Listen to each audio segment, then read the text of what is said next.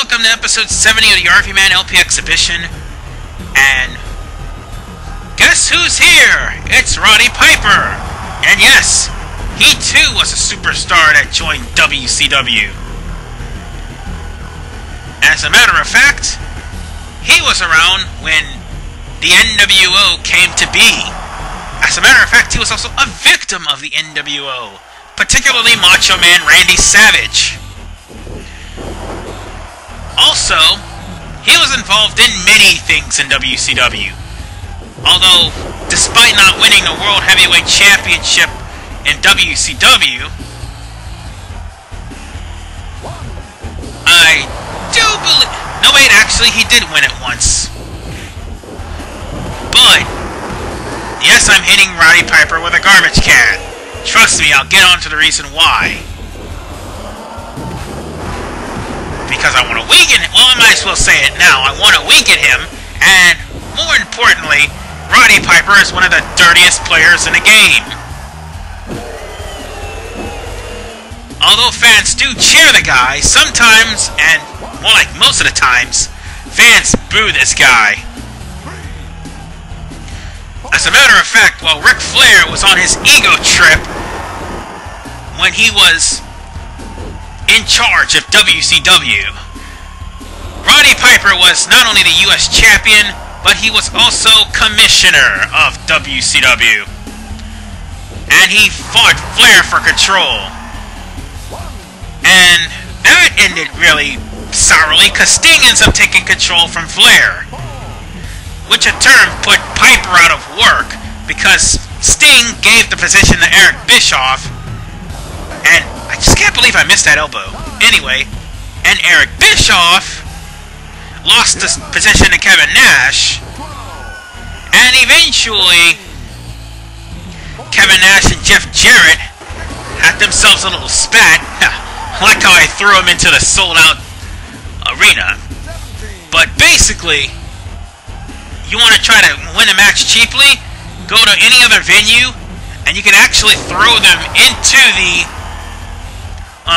supposed Titantron, and they'll actually go into the area and actually get counted out. But anyway, what was I? Oh yeah, Jeff Jarrett taking control of the company.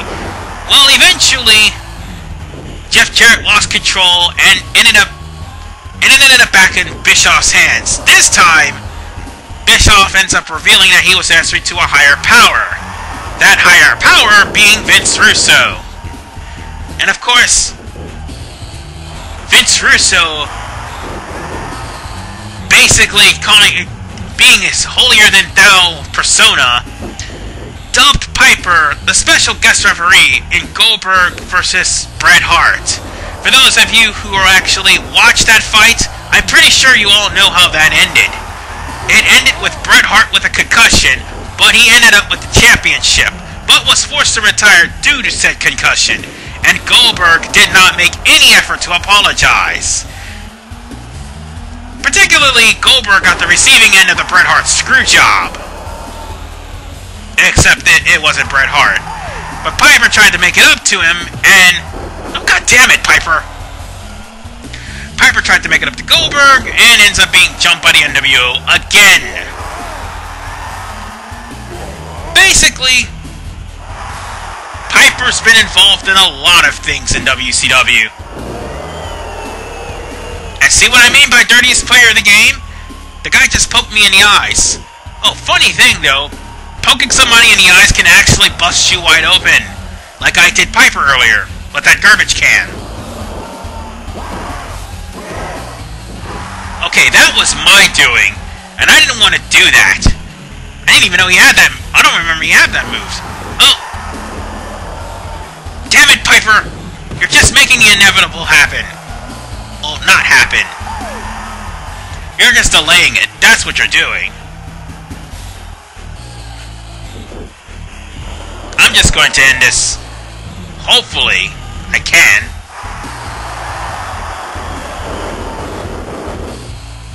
Alright. Let's drag you out to the center of the ring, and let's try to use your own special against you. Yeah, that's right, folks. Piper's special is the sleeper hold, but his front special is his infamous Rowdy Strike. That move he used against Hulk Hogan. Which in turn... No, I didn't want to do that. I wanted to use a special against him. He used that move against him. In turn, he ended up winning against Hogan in a cage match. However, he ended up losing to Hogan when it actually counted. And that's all due to the Macho Man. Now, Piper, as you all know, he's in WWE. Well, he was in WWE, but now he's basically retired. Piper! See what I mean by dirtiest player in the game? Or second dirtiest player in the game? I mean, the dirtiest player is Ric Flair, but he's not even in this game. Yeah. Rowdy Roddy Piper's in the Hall of Fame. He has his own wrestling promotion. And he only makes guest appearances in the WWE whenever they contractually obligate him. Or pay him lots of money. So he can either get beaten by a rookie, or, in Heath Slater's case, show him up. On more than one occasion. And speaking of showing up, I plan on trying to beat Rowdy Roddy Piper by making him tap out. Because if I try to pin him, he's going to kick out like he did earlier.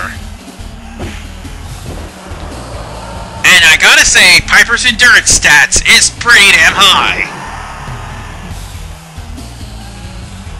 And that's saying a lot for a legend of his caliber.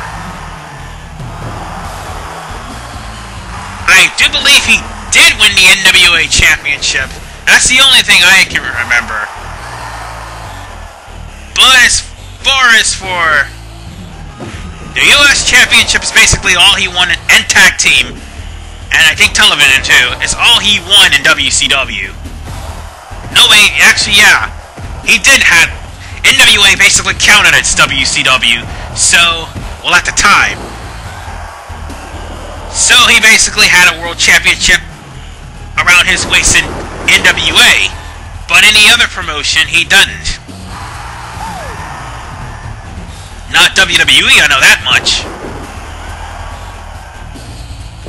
Still, Piper's a joy to have around. That is, if they don't put him in debunked storylines. Seriously. And that's how Goldberg felt when he lost to Bret Hart.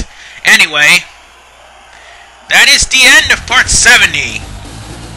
Piper tapped out, and I get the victory. Only 3 more challengers, well actually 2 more challengers to go before I face Goldberg himself. And I will see you guys in part 71. This is RVMan 985. Take care.